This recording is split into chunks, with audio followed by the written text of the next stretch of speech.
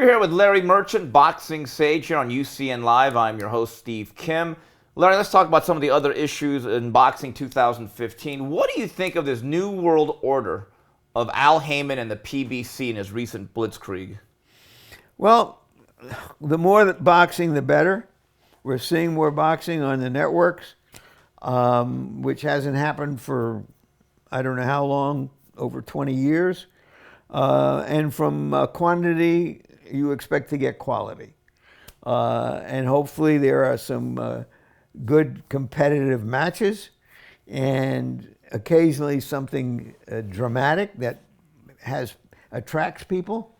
And I'm very curious to see how it works out when, like it or not, prize fighting is no longer a mainstream sport that attracts mainstream media. And But Larry, I think there's a wild card in all of this, and that's Deontay Wilder.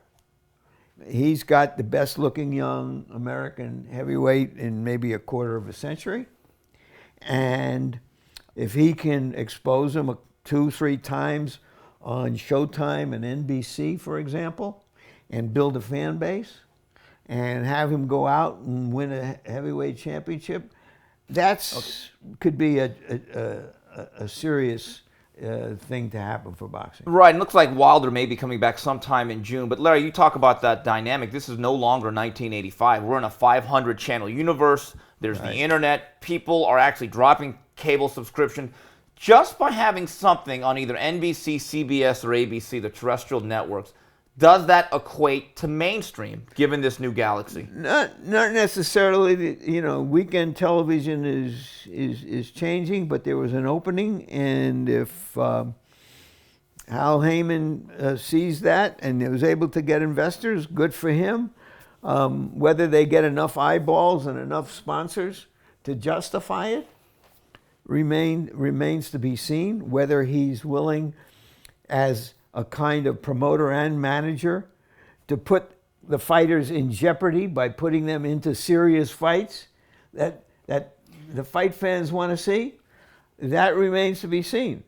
So far, not bad. It's a different look on television, and I'm a curious fight degenerate. Right, so am I. But Larry, are you also concerned about the fact that Al Haymon and the PBC seems to be its own league of boxing? Let's face it, them and the HBO fighters are not intersecting. Well, look, it is interesting that they have a middleweight title fight and you never hear the word Golovkin. Yeah.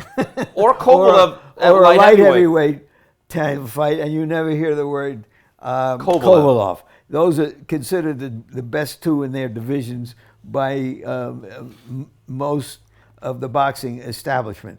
But we'll see if they can get away with it, and we'll see if the competition steps up its game. I think that Top Rank still has the best two young potential stars in Verdejo and Ramirez. You're high on those kids. And Golden Boy still has Canelo. That's why I say Wilder is so important to them, because he's actually never created a star fighter, a pay-per-view fighter. Larry, moving on to other subjects. Outside of Mayweather-Pacquiao, what's the one fight as a boxing fan you say, that's the one I'm going to circle on my calendar? I don't know anything that's made now. Certainly I would like to see Cotto fight Canelo.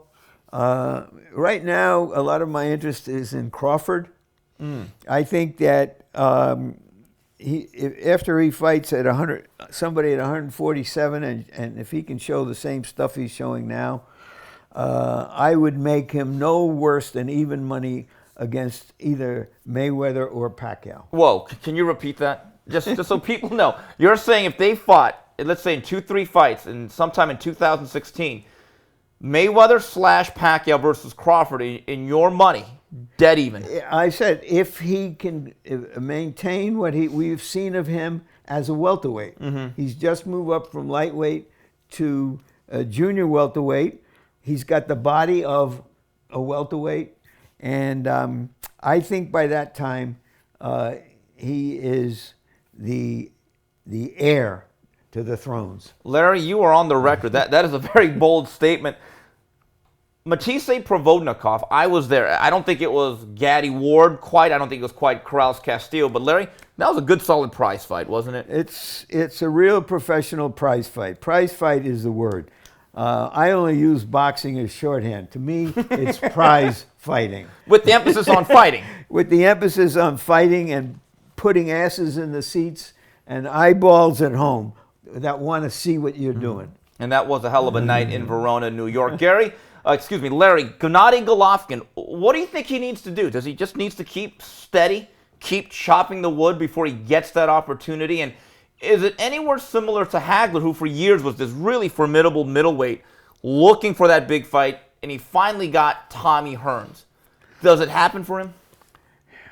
The burden of proof is on him and the boxing universe, because the big money is in the U.S. Only a few people have made it in Europe to the top rank, and there has never been a European fighter who has become a star attraction consistently in America. Mm-hmm. So all Golovkin has to do, and any of those other former Soviet, Russian killers that are coming over, cerebral killers, is fight as often as you can, be as impressive as you can, and build an audience, and eventually maybe some more popular fighter, an American or a Mexican, will agree to fight them, because otherwise everybody is going to stay out of their way. Larry, with that said about Golovkin's popularity, at the StubHub Center, they actually put in bleacher seats, highest attended fight there that they've had in over a decade. I think at the forum level, I mean, he's on his way though, isn't he? I think that like Pacquiao, he has been adopted by Mexican and Mexican-American fans, where the center of gravity of prize fighting is in America. Mm-hmm. They're the most serious fans, and they're the ones that want to see the fights and feel strongly about it. He has captured them. Can that lead to, will Quillen ever fight him? Not if Al Heyman has his way, no. All right, well, no. There you have it. Quillen is theoretically supposed to be the top American middleweight. And he had problems with Andy Lee, who's a good fighter. And so, you know what? We don't know. Maybe he fights another 3 or 4 times a year for a couple of years, and he's irresistible. Or maybe the opponents wait until he's 36 or 38 before they're willing to fight him. All we know now is we should be pleased that he's on as often as he is, because he is one hell of a fighter. Larry, speaking on the other spectrum in terms of stock, what's going through your mind as Julio Cesar Chavez Jr. is just being undressed by Andres Fonfara? Not a surprise to me. Mm-hmm. I think that when he was younger and hungrier and willing and able to make 160, he's a pretty tough, entertaining fighter. I mean, he beat down Andy Lee and a Russian whose name I forget, who was undefeated. But he was raised in the suburbs, and maybe his body got too big for him to be a middleweight, and making him a tweener. But given his style and in and out of the ring, I don't know that he can fight it certainly not as a light heavyweight, maybe as a 68-pounder against some smaller middleweights. Larry, as we are filming this, we are a day before Vladimir Klitschko's title defense against Brian Jennings. Let's assume he wins in dominant fashion. You look at the scope of Klitschko's career. Is he given enough credit for his overall dominance, given the fact, and this is what I always hear, he fought in a weak era, but Larry, didn't Joe Louis fight in a weak era? Yeah, you have no control of the era. All you can do is fight the best guys out there, and that's what he's done. And I think he's gradually beaten down the skeptics over time. He suffered 2 knockouts earlier in his career. Questions, obviously, about his chin, just as there were about Joe Louis when Schmeling knocked him out. But he came back, he modified his style, and has become a dominant force, and is married to an American actress. Hayden Panettiere. I watch your show, Nashville, by the way. I do. Larry, there's a particular fight that I've always thought had a special place in your heart, and we've talked about this in the past, and it's the 25th anniversary.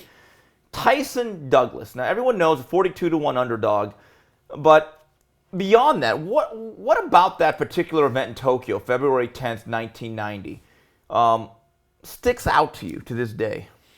I didn't quite understand until after that fight what a popular culture figure Tyson had become, because fans immediately started to make excuses for him. You know, and he was going to be that generation's Ali, okay, because of his dynamic style. And so on. And it's been one of the surprises of all the time I've been watching boxing that he still resonates. Maybe because we haven't had another dynamic, explosive fighter like that, although, hey, Evander Holyfield was better than him. Riddick Bowe probably was better than him. Lennox Lewis was better than him. But he made a mark. And he's still an important figure. And maybe if Wilder becomes a champion, he'll become the new guy. Larry, that post-fight interview you did with Buster Douglas, who was going through a lot of personal issues, I think you've told me this before, that may have been the most memorable one you've ever done, right? For HBO? To me, it was, I understand why people were falling out of their seats over the interview I did with Floyd Mayweather a few years ago. That was pretty famous. But for me, that was a moment, because Buster Douglas was so emotionally overawed after that fight that he couldn't quite pull himself together. He wanted to tell his story, and it was difficult for him. And I felt, okay, we're in show and tell. That's what television is. And all I have to do is just stay here until he can pull himself together and let people see what's going on here. And there were handlers who were saying, let's go back to the dressing room. And he shook his head. He wanted to tell a story. His mother had died several weeks before, and I had thought, well, I can't open with this. I will get into it. But he wanted that out front, and how much that meant to him. And I think most of us agree that the death of his mother, plus the opportunity to fight for the heavyweight championship, you know, somehow galvanized the talent we knew was there, but that had not been expressed. And Larry, back then, you're only 25 years younger, halfway to when you wanted to face Mayweather. Final question, you've been to a lot of fights. I know you don't like doing lists, but what are some of the fights that stand out to your mind that you were ringside for? So, you know what, I would put that in a time capsule. Well, you know, Ollie Fraser, you know, certainly Hagler Hearns, which is the violent 8 minutes I can recall. Nobody was breathing for 8 minutes, I think, during that fight. Yeah, but Leonard Hearns as well, how that lived up to and exceeded expectations. The first fight was a huge event. But, you know, there have been so many, just remember how many good fights was Oscar De La Hoya in. You know, how good was his first fight with Mosley. How good was his first fight with Vargas? Vargas. Every fight was a big event. He fought everybody. To me, Oscar was an important figure in boxing history. Gennady Ward? Well, certainly the Gennady Ward trilogy was great theater. Every time Gennady fought, it was great theater. Like Provodnikov today, except he was a North American. And Larry, in that vein, would you say that like the Morales, Barrera, Pacquiao, Marquez era, was that the modern day version of what Hagler, Hearns, Leonard were? I think that's fair, and I think that's why no matter what happens in this upcoming fight, Pacquiao will always be Pacquiao. Mm-hmm. What a guy did in his prime is what matters. And in his prime, he fought those three great Mexican fighters, I think a total of 10 times, plus De La Hoya, plus in 1 year, stopping De La Hoya, Hatton, and Cotto. That's forever. Larry, thanks for the time. Thank you, Steve. This is Steve Kim for UCN Live.